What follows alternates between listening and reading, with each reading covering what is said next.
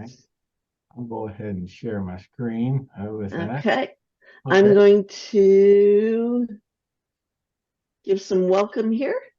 So, welcome. um, for those of you who might not know, I'm Jane Johnson, and I'm the Associate Director of DO-Touch.NET. Thank you for joining us for this month's episode of Let's Talk About OMM Research. Before we begin, let's take a moment for the housekeeping rules of the webinar. Um, Please feel free to introduce yourself in the chat and tell us where you're from. We also invite everyone to turn on their cameras so we can be united as an OMM research community if you feel comfortable. If you have technical issues during the webinar, please just put a message in the chat. Also, if you have questions or comments during the presentation, please feel free to type them into the chat. Our presenter, Bill Reed, has said that he'll be happy to answer questions during his presentation, as well as we'll have discussion time at the end. You can feel free to answer each other's questions or make comments, have a conversation in the chat. Please keep in mind that this webinar is being recorded and will be placed on the public DO-Touch.NET YouTube channel. So since Corey is out, it will be next week before we send that announcement out that that's available. Today in our Let's Talk About OMM Research educational webinar, we have a presentation entitled Neurophysiologic Mechanisms of Manual Therapies with Bill Reed, DC, PhD. Dr. Reed was a chiropractic clinician for 14 years and received his doctoral training in Anatomical Sciences and Neurobiology from the University of Louisville. He joined the Department of Physical Therapy faculty at the University of Alabama at Birmingham in 2016 and served as interim co-director of the UAB Rehabilitation Science program for 2 years. Dr. Reed's research interests are directed towards determining the peripheral and central mechanisms of spinal manual therapy, i.e. spinal manipulation, spinal mobilization, for the treatment of musculoskeletal pain and or related disability. They use a variety of animal models, custom-made spinal manual therapy devices, behavioral and electrophysiological methods to investigate translationally relevant research questions with the ultimate goal of improving clinical care. Please help us welcome Bill Reed. Thank you. Thank you. Okay, with that very, very good introduction, I appreciate that. I appreciate the opportunity to talk today a little bit about what I'm interested in primarily in practice, understanding how and why manual therapy improves a patient's outcome or in some cases doesn't. So I went back and worked on a PhD to begin that journey, and we'll share some of the things that we found along the way in the last 15 years or so, 18 years that I've been doing research on there. If we look at the physiological effects of manual therapy and we go down to the basic level or the most minimal reductionist level, and you're looking at receptors and cellular things that happen at a cellular level, with there, and it's been proposed that manual therapy can activate or stimulates up to 40 different types of receptors. And we know there's a vast difference in manual therapy techniques. Some would be much deeper and apply much more force. Other ones are very light with that, and maybe just stimulate the cutaneous receptors and don't go very deep at all. But basically, we understand that when we feel something or when we register something that's being applied to us, forces are being applied, manual therapy is being applied. These are due to receptors or something happening at the cellular level, being reported to the central nervous system and the cortex.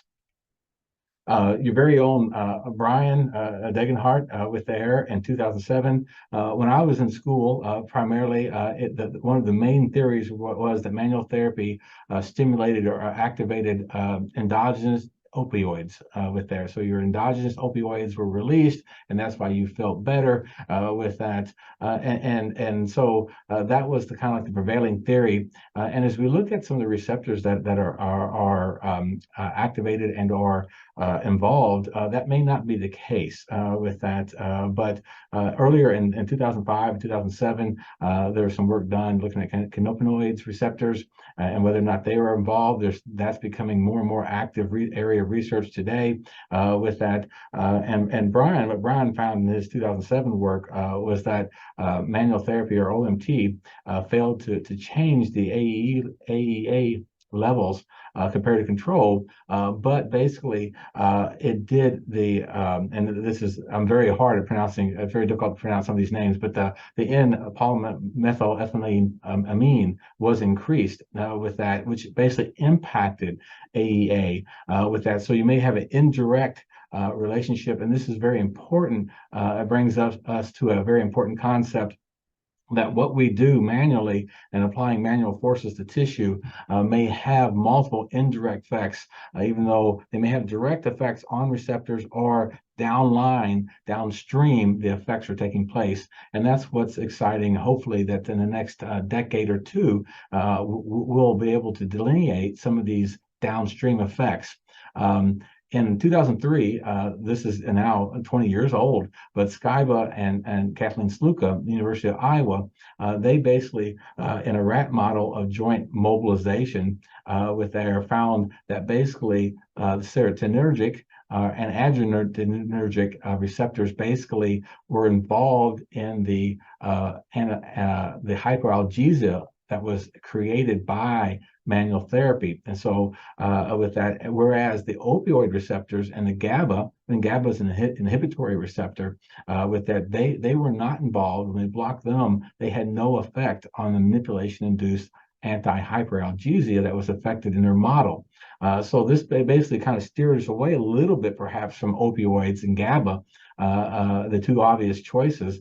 And Daniel Martins, which is a collaborator of mine in Brazil, in 2012, he came out with a study basically showing that yes, the adrenergic and the 5-HT pathways were involved with his ankle joint mobilization, which decreased pain in these animals. With that, a clinical study in 2004 also confirmed, or at least pointed to the direction that a non-opioid mechanism is involved with clinical mobilization of the elbow joint.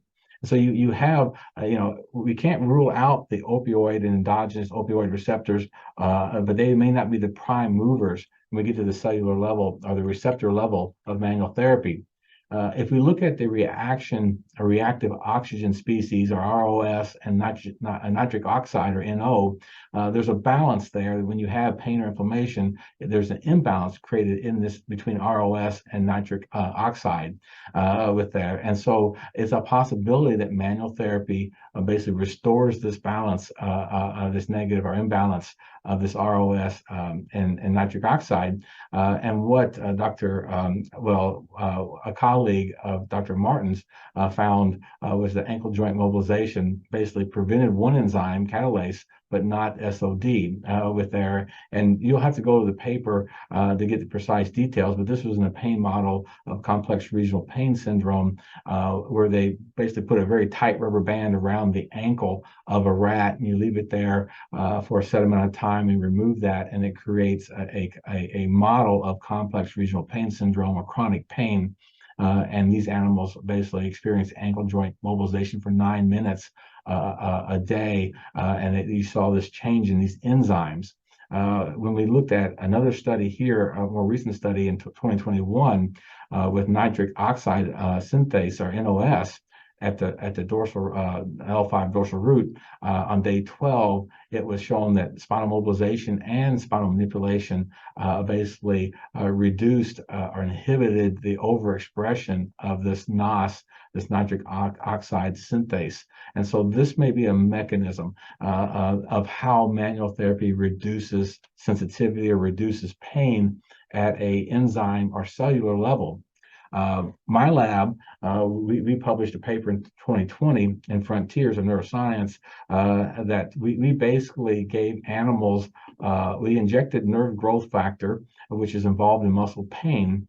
And so basically we created pain in the trunk muscles of a rat for about 3 weeks at the dosage that we delivered of NGF, and we started treatment on day 0. Now we're giving mobilization here with this device, with this feedback motor, and so the animals were exposed to 10 minutes of mobilization per day.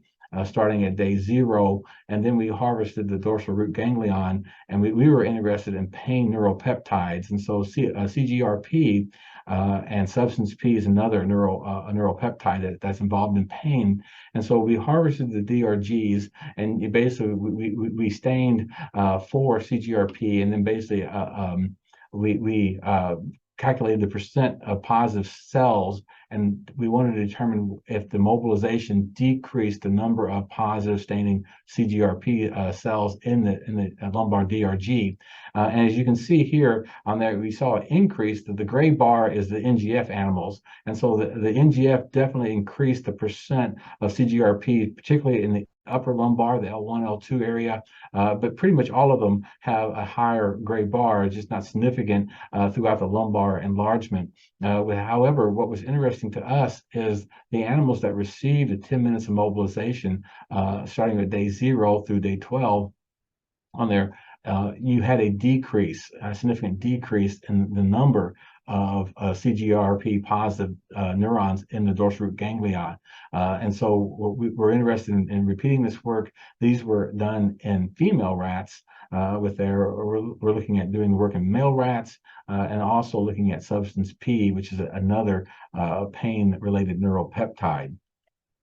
So in 2006, Song basically used an activator instrument, and he delivered a series of manipulations to the spine of a rat and he found in a different pain model, in which he basically irritated the dorsal root by putting a rod in the IVF of the rat, which created inflammation and irritation of the spinal root. And what he found was the animals that received spinal manipulation had a decrease in neuron hyperexcitability. So one of the things that happens when you have pain is neurons start to fire spontaneously. So your sensory neurons fire at a much higher rate, and often without provocation.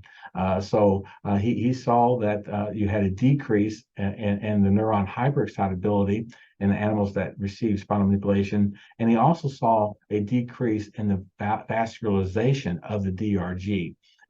With that. So you're having two mechanisms perhaps that may contribute to decreasing the either hyperexcitability or the vascularization, which would bring inflammatory cytokines to the sensory neurons located in the DRG itself. A massage study found that 14 days of massage in a different pain model, which is a spinal nerve ligation model, where they cut the spinal nerve and it looked at the DRG in these animals, and they saw that you saw a decrease in certain inflammatory cytokines and then the toll-like 4 receptor 4 is also very prevalent in pain. So you see a decrease or an inhibition of these inflammatory factors, and that was done in 2020 with that. And not too long ago, not too many years ago, basically the mechanosensitive channels were identified with their piezo-1 and piezo-2, and these are your main channels located in various places, but the DRG is one of them. With that they get actually deformed when the cell membrane gets deformed. These channels open up with that, and then it can affect the threshold of firing with there, and they found that this massage down regulated piezo 2 while it upregulated piezo 1. And so what to make of that right now, we're not really sure. However, the fact that manual therapy, whether it's massage or mobilization, can alter these mechanosensitive channels is an exciting area of research that's just beginning to take off. If Bill, we we have a question. Oh, I'm sorry. Yeah, That's okay. No. with there. The chat is behind my next slide screen. Here he is. Okay, great. Okay. Yeah. With that. All right. Let's see here. Do we have a question in the? Okay. Yes. Yeah. Okay. And will the response in the female rats be Yes. Well, correlated to their that's an menstrual excellent cycle? question with there. And this, yes, the estrogen. I did my graduate work with that, with estrogen and progesterone and testosterone as well. But yes, we did not control for the cycle. Now we did 10 days of manual therapy, but yes, to answer your question, the menstrual cycle or the estrogen cycle, the level of estrogen, circulating estrogen, definitely affects pain thresholds. With that, we were doing spinal cord injury rats, and we saw this with that. We were giving artificial estrogen, and it definitely increased the thresholds of mechanical responses to neurons in the thalamus, actually, in the pain areas of the thalamus. So yes, we did not control for that with there, because that's in more animals. This was the first study that we did with NGF in females. Now, all the previous studies, there have been 4 previous studies with NGF in rats in the trunk, and they were all male rats. And so we wanted to go into female rats just to see, okay, are we going to see the same thing that they reported in the literature? And we did see the sensitivity with NGF with that. And so we were supposed to do both males and females at the same time with their COVID came in, so we only got the females done with that. But to answer your question, yes, hormones would definitely affect pain thresholds and pain responses and regulating them. But then again, rats have a very short menstrual cycle. You're looking at days with it that they proceed through their cycle. So oftentimes it's catching what day you're testing on.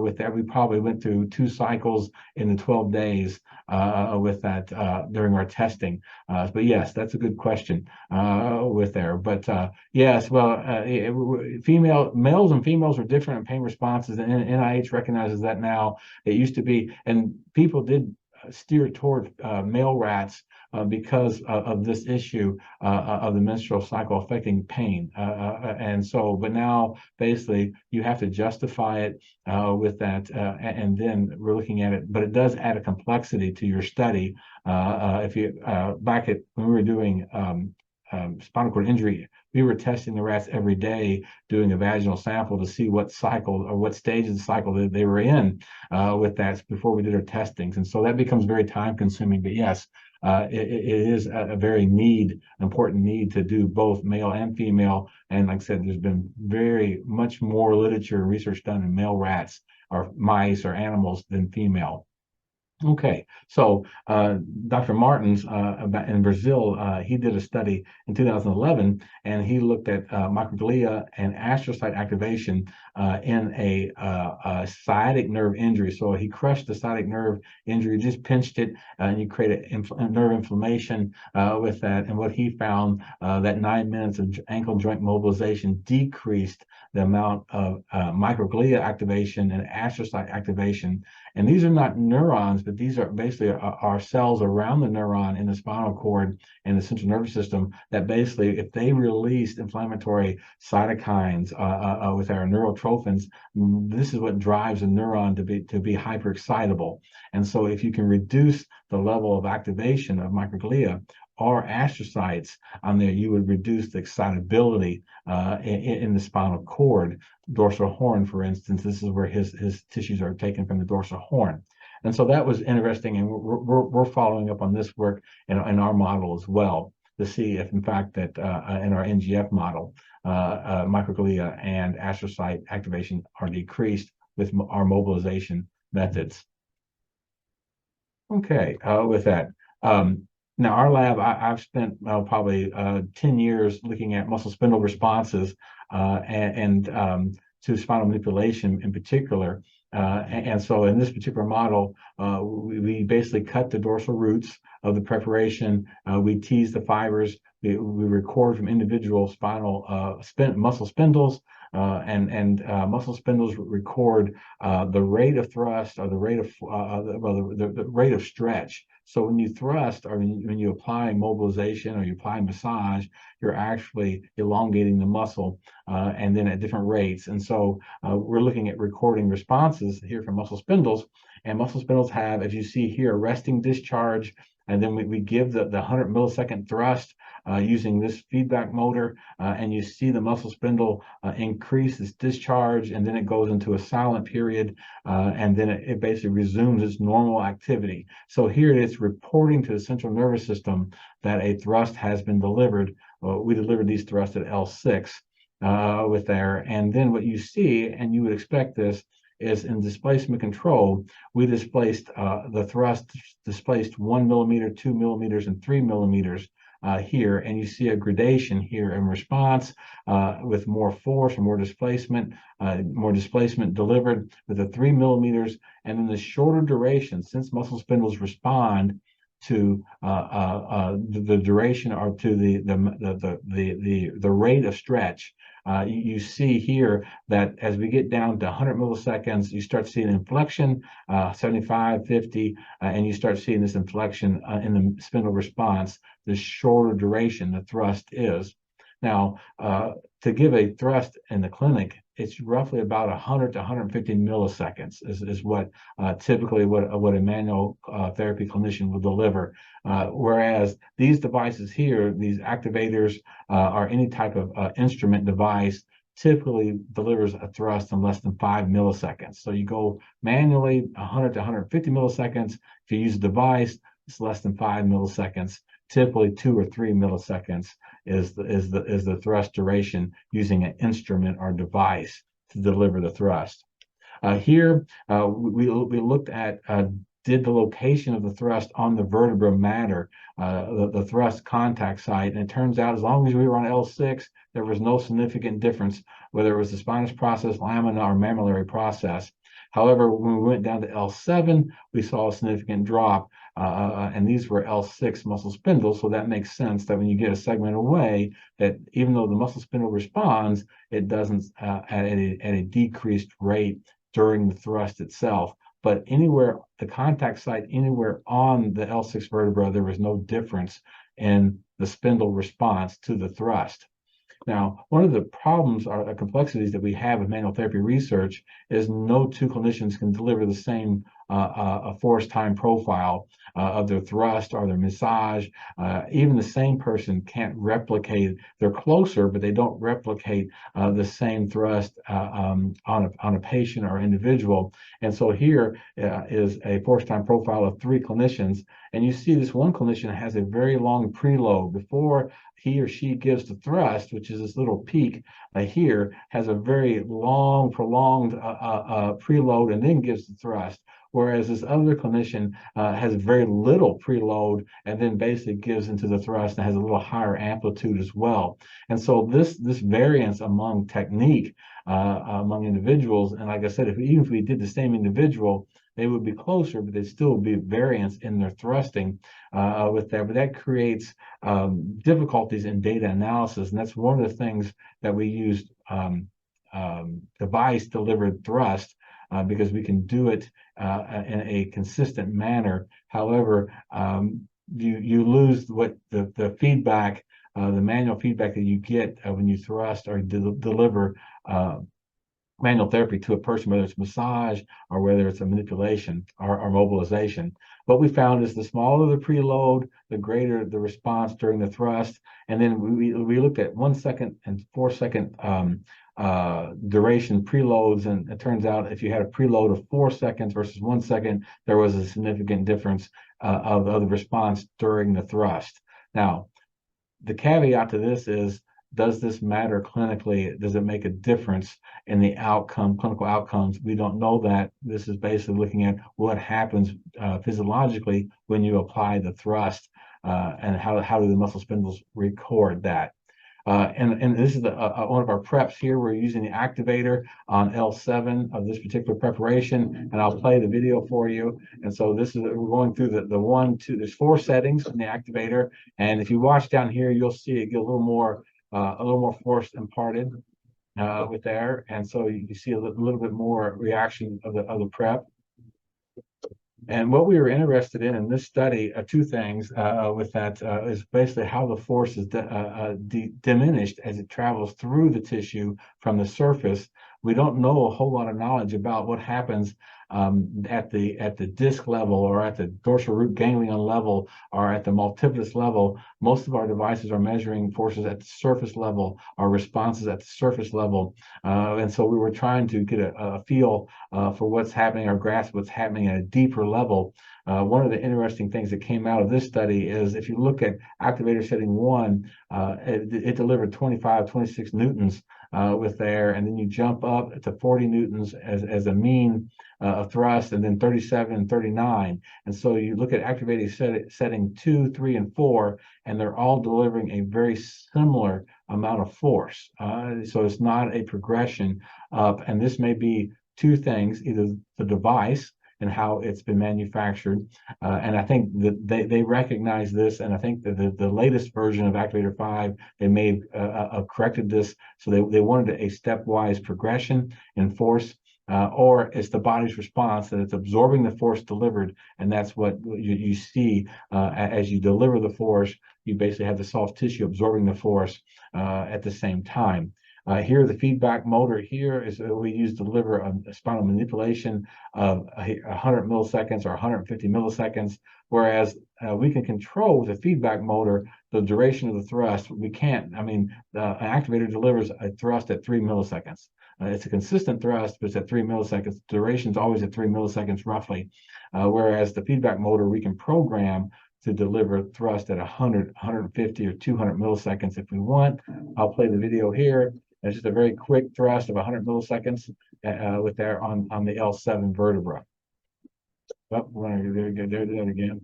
Okay, so if we move on from the cellular level, or the receptor level, go to the tissue level, there's been quite a bit of work done on EMG responses. We know that manual therapy affects EMG response with there. And basically, after the thrust is given, you have up to 400 milliseconds before an onset, or the duration of muscle response lasts up to 400 milliseconds. So somewhere between after the thrust is delivered with there and the 400 milliseconds afterwards, you'll have a muscle response. Typically, there was a linear relationship shown with the peak forces delivered and the EMG activation of the muscle in the paraspinal tissue with that. And this can be a result of decreased alpha motor drive or increased alpha motor inhibition. One of the studies basically points out, though, EMG, and it's a mixed response. Some studies show no change in EMG. Some studies show decreased EMG response.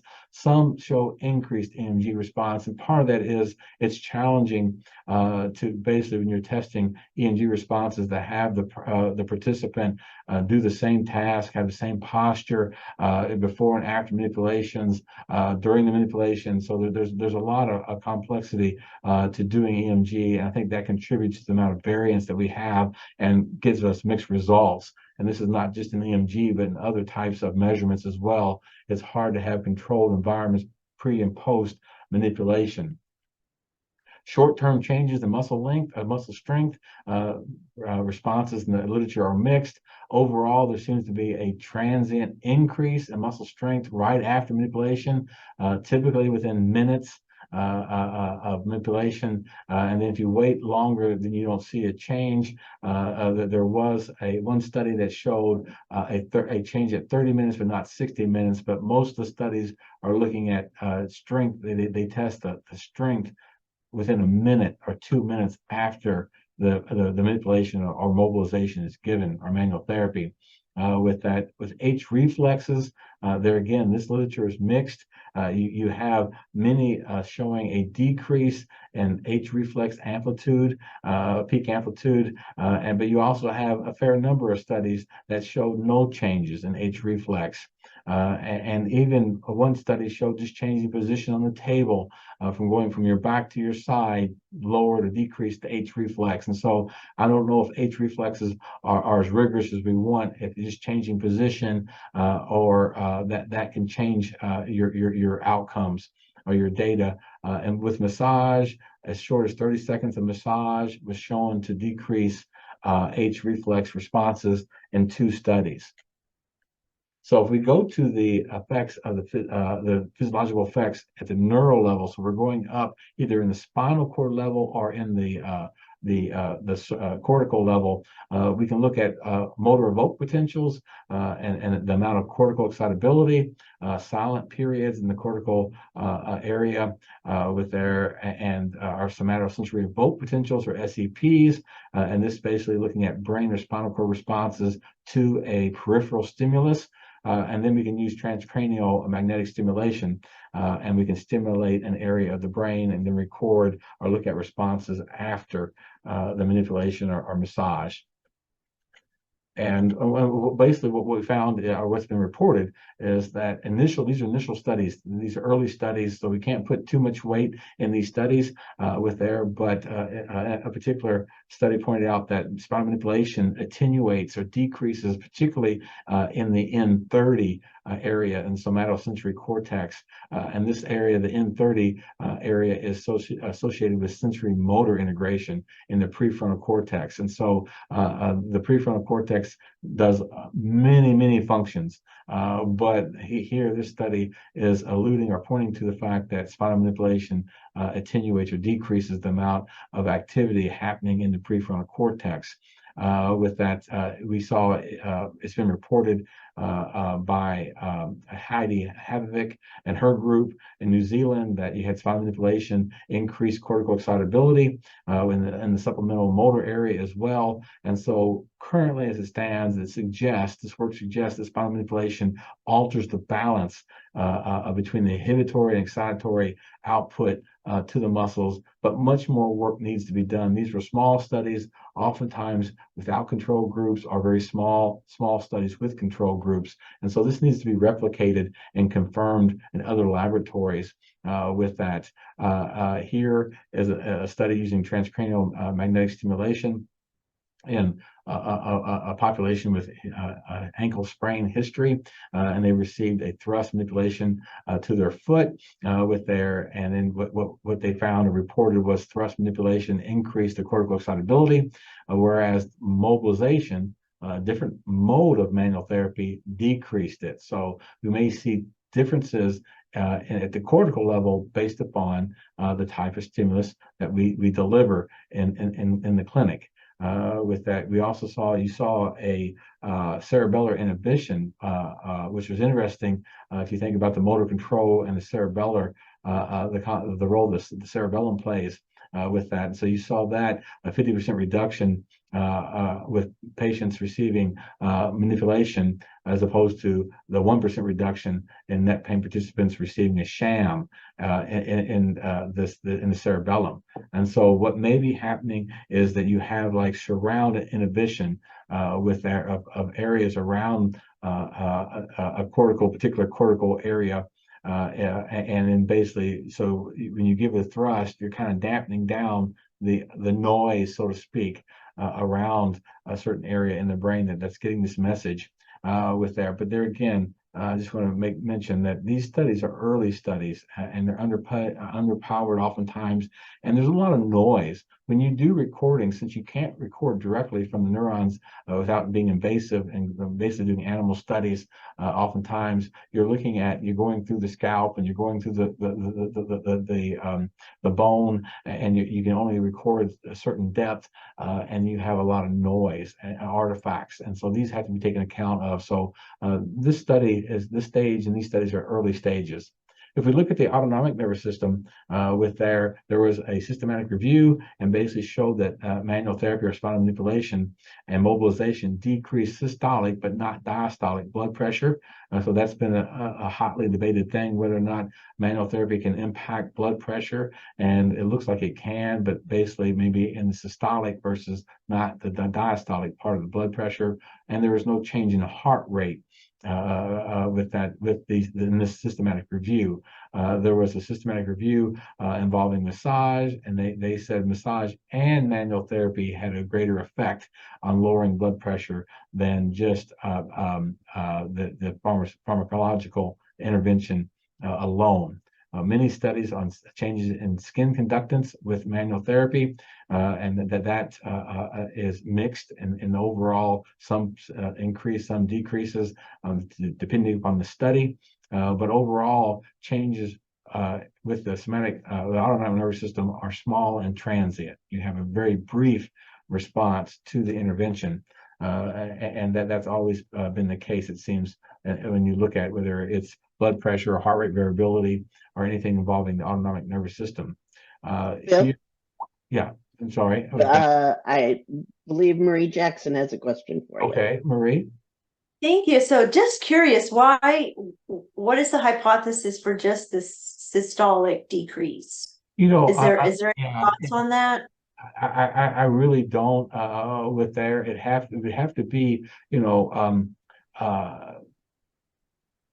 now, it would have to be at the receptor level. And so if you're getting a release of acetylcholine or a change or impact of acetylcholine, you may have an impact. But honestly, I really don't know. That's a good question with there, why it would affect one and not the other. I do know it's disappointing. A lot of studies have been done and controlled studies, and they just showed no change in blood pressure whatsoever with there. But often is, I think you have to look at a very short time after the intervention. And sometimes we think, well, if we deliver 10 treatments, we'll have a sustained effect on blood pressure. And that just doesn't seem to be the case. You're looking at changes immediately following, if you have them with that, and then having the controls. Some of the positive studies earlier on didn't have proper controls. So when they were repeated, they didn't find the same results that the earlier study had because there were controls in. So yeah, but to answer your question, I'm not sure why with that you would have a change in one and not the other, but I'm sure there's a physiological reason on what, and we may not know because we don't really know what receptors and what even neurotransmitters are being impacted by the manual therapy. And I'd say it's probably neurotransmitter driven, but which and how much and why, I'm not sure with that. Okay, I'm sorry I didn't check the chat. Any other comments? Did I miss anything else with that? The force on the spinous process, yeah, Brian, with there. So we deliver the force in our animal preps. We always deliver on the spinous. I know that's not clinically, but the spinous process is not that large, and you basically can, the whole vertebra moves. Now on the feline study, we did do the lamina and the mammillary bodies, but pretty much most of our studies with spindles and even with our rat studies, we're putting the instrument over the spinous process, and you're moving multiple vertebrae. Even though you contact L6 or L7, you're moving multiple vertebrae when you apply the forces to the L6 or L7 vertebra with that. Okay, and I apologize. Just speak up. Honestly, like I said, I have a tendency not to look at the chat as much as I should with that when I'm delivering my slides here. So on the heart rate variability, I said there again, you have about as many studies saying it changes or there's no effect. With that, you have 5 studies that says there's a change or decrease in the low frequency, high frequency ratio with that the heart rate variability. But then you had 3 studies saying that there were no changes. Same way with massage. You have just about as many studies saying there's no change in heart rate variability with massage as say that there's an increase or there's a decrease. One study did say there was an effect on heart rate variability lasting up to an hour, 65 minutes. But there again, most of these studies, they're looking immediately after, definitely within 5 minutes after the intervention, whether it was massage, mobilization, or manipulation. When we look at this study here, a relatively recent study, it's exciting with that, and that 4 treatments were delivered, one treatment a week, OMT with there, and we're seeing a decrease, or reported a decrease in regional blood flow using fMRI with that, and that's not as exciting of where it is. You had decrease in pain metrics, whereas you have an increase in other areas. So, I mean, that's typical what you're going to find. Some areas will decrease regional blood flow, some will increase, but there were some negative and positive correlations with regional blood flow and heart rate variability. But what I find more exciting is that these changes were present after a month. After the cessation of the delivery of the treatment after a month. And so that there's very few studies. I can only think of like 2 or 3 studies that actually showed longer than a day or 6 hours or more than an hour or so after the intervention is delivered. So this is exciting with that this work, and hopefully it'll continue and it'll tease out some of this what's generating this for this prolonged period of time. Directions, these are emerging topics with that gene regulation, what genes are upregulated, which are downregulated. The problem is there's lots of genes upregulated and downregulated when you have touch and manual therapy delivered. And so you have hundreds of genes that are upregulated, hundreds of genes that are downregulated, and which are the most important, or which ones make an impact to the clinical outcome. Then you have your ion channels. We talked about piezo 1 and piezo 2. There's other mechanosensitive channels in the DRG called TRAC and TREC 1 and 2. And these channels, do the forces that we deliver at the surface get down to the DRG level? And then are they significant enough to activate these mechanosensitive channels? These are questions that need to be answered with there and just beginning to be investigated. We have alterations. We talked about in the early stages of SEPs and MEPs and EEGs with that. So that's an area that's just now getting off the ground with that. And there's some limitations to this work, but at the same time, it's exciting. We're looking at in vivo biomechanical studies. Oftentimes, our biomechanical studies have been done in cadavers. Whether they're fresh tissue cadavers, but they're still cadavers. And so doing in vivo work, seeing how thrust, how the body responds, and how forces are dampened through tissues that's living tissues with there is important to recognize. If a certain threshold has to reach, let's say the DRG, or has to reach the multifidus muscle or the disc, we need to be able to understand how these forces are dampened with there as they travel, as the forces travel through the tissues in an in vivo model or environment. And then the trigger point mechanisms, there's an interest in trigger points have been around for a long time. We recognize them when we see them. We just don't understand. We don't understand them with there, so what they are, what causes them, how to alleviate them effectively, and to agree upon. There's very poor. There's still fairly poor inter-examiner reliability when it comes to that. Okay, I'll conclude my talk with a couple slides. I do want to give a little sales pitch. We did get a U24 NIH grant. This was a $2.7 million grant to establish ForceNet, and this is one of 3 networks that are looking at mechanisms of force-based manipulation. That means manual therapy, OMT, spinal manipulation, spinal mobilization, a massage, any type of forces being applied to the body with there. And there's our upcoming webinar is, the next one is September 26th. At 2 p.m. With that, and if you go to the website there, or and since this is recorded, you can copy the website, or on this slide here, you can take a picture of your phone, and that'll take you to the ForceNet website. We're offering $75,000 pilot grants. With there, we have a fall special issue coming out in JMMT here coming in the fall. We have our webinar, as I mentioned. With that, we have some excellent speakers. I don't know if you're familiar, but Dr. Parvatop Khalsa, he's retired from NIH or NCCIH, and then you have Beth Winkelstein, and then Julie Fritz and Vitali Napadal, and he's at Harvard, and Julie's at Utah, and Beth's at Penn State. And these are high high mechanistic clinicians. So I would encourage you to join that webinar on September 26th. And join ForceNet if you haven't joined already. With that, we have website, we have webinars, we have a library you may find interesting, and we are soliciting our next grant cycles due October 1st, up to $75,000 pilot grants. I'd like to end by thanking you all for your attention and your questions with there, and thanking the funding sources and my collaborators and colleagues. Do I have any questions? I have a few minutes that we can answer some questions with that. If we have, you can just unmute and ask. So I'm just gonna give a couple reminders as we open the floor for questions and discussion. If you'd like to speak, you can just raise your hand, your emoji hand. It's down at the bottom of the screen in the reactions menu. If you want to introduce yourself, and feel free to turn on your camera if you'd like. If you'd prefer to have me read the question, you can type it in the chat. Please don't use big medical words. Please limit microphone time to 3 minutes to allow time for everyone to participate in the discussion. And I'll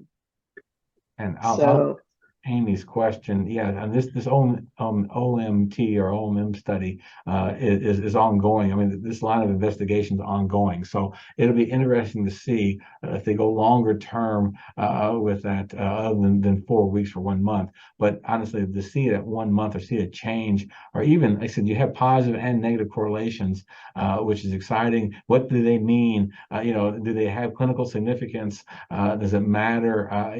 Finding something like the muscle spindles, having a response and measuring response is different than affecting clinical outcome. However, it's a step. If we understand, at least how I look at it, if we understand what happens physiologically, mechanistically to when we deliver these forces into the body, then we can basically backtrack and go forward as well, looking at does this matter to the outcome of the clinical outcome. Then that's the ultimate goal, is finding out what is this mechanism important to the clinical outcome or success of the treatment delivered, and that's the ultimate goal.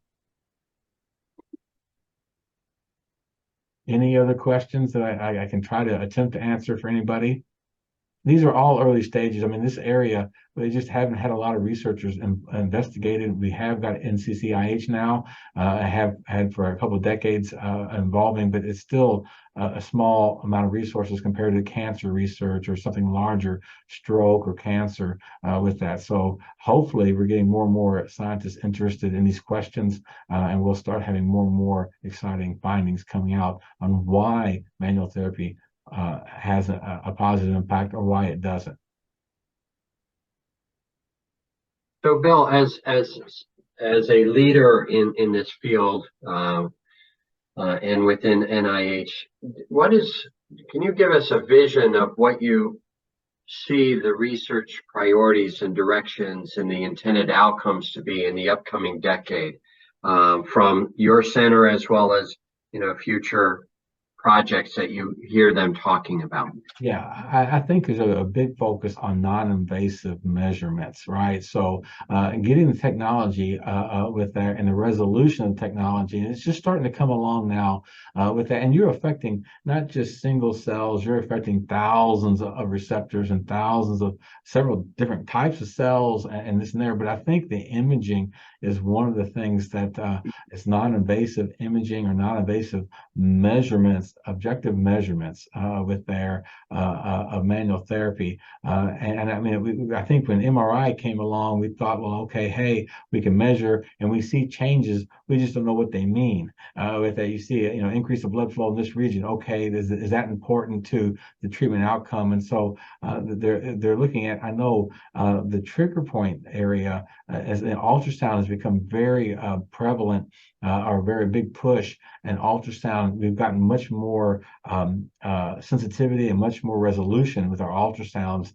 and looking at deeper structures and muscles. And I think that is going to be a big push in the next decade. Is okay, how can we use ultrasound to see changes in vivo and in live tissue at deeper levels than we've ever seen before with that. So it doesn't involve basically, putting a needle in or taking a invasive procedure where you're cutting the skin. And so I think that right there, PET scans, you get your PET and MRI combination, some of your inflammatory markers. I know that there's a group at Harvard, and Vitali as one of them, looking at changes in inflammatory markers using fMRI and PET scans. PET scans are much different than MRI, and they can pick up on inflammatory markers in the brain with our deep structures. I don't think they had the resolution in the spinal cord quite yet, but in some of the larger structures in the brain, it's starting to show that you're seeing these neuroinflammatory markers being present, or being people with chronic pain versus those who don't have chronic pain. So I would say the non-invasive imaging is going to be the high area of focus, high area of attention, hopefully in a high area of productivity and understanding what's happening below in deep tissues. I have one final question, Bill. So what is your recommendation to a practice-based research network who is, trying to look at the clinical outcome side? Because you said multiple times the focus is on the basic science, and we really don't know what this means from a clinical perspective. What directions, suggestions that you can offer us as a network in this field? I think, Brian, at least initially off the top of my head, I think honestly, well-designed but simple studies. I think sometimes it's complex, and I think we fail. And there's so many things that affect. There's so many issues, whether it's contextual factors. We don't know. I know that is an area of ForceNet, and how important are contextual factors? That means the environment the manual therapy is delivered in. Who's delivering it? Is it a male doctor, female doctor, clinician? Does it matter if it's delivered in a hospital setting or a clinic setting? What do you say? I think that's one thing that a practice-based network could easily design studies to say. Does it matter, whether or not what you say, how you say it? We all have a manual therapy clinicians have a much greater bond, oftentimes patient satisfaction and bond with their patients. They communicate better with their patients. But how important is that? Oftentimes they go, hey, is that the mechanism? And there's some, whether it's a placebo, nocebo, all these things. But honestly, that is one thing. I know I was involved in a study years ago on there, and I think a practice-based network could answer those questions in a real environment and get at some of these things. Does it really matter, whether or not the clinician is a male or female, or how much force? We still don't know. The amount of force is important to the outcome. And I think studies like that could be designed and saying, okay, we're going to, have a minimum threshold of force X, or a minimum threshold or a minimum force or a much greater force, just separate them out with there and see if those patients do better clinically with appropriate outcome measures. But I think it just boils down to, in a practice-based network, research-wise, the studies need to be simple. They need to be have a question that can be answered, and I think a real-life environment matters, because I'm convinced what I do with some of these machines and devices are not what happens necessarily in a clinical environment. When I delivered care for 14 years, my thrust and my force motor with that is not quite the same. I can deliver a duration the same, but it's not the same as what I at least perceived I was doing and delivering in the clinic with that. So hopefully, I don't know if that answers your question or not, but hopefully it started. But I would design simple studies looking at things that could be measured with that. And the gender of the practitioner matters in force, at least the amount of force. There's a study out that female and male practitioners deliver a much different force with their significant different changes in force are delivered. And also the size of the practitioner. Are you a large person or a small person in stature with that? Contact point may not be as important with there, but definitely the stature with that, and the sex, I think, has an impact, and the environment probably has some sort of impact as well. I'm just curious about that.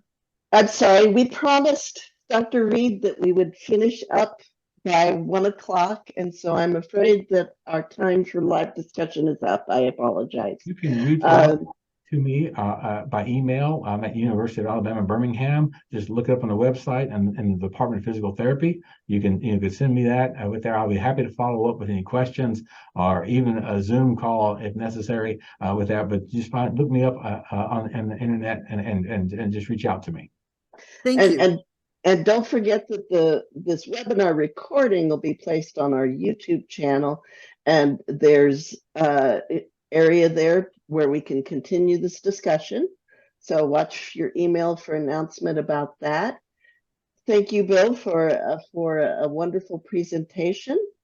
Our next episode of Let's Talk About OMM Research will be a journal club. It's on September 15th with our own Amy Dean, who will be leading a discussion about an article titled The Relationship Between Osteopathic Manipulative Treatment and Focused Breath Work, a pilot study. So we will see you then. Thank you for joining us today. Thank you. Thank you.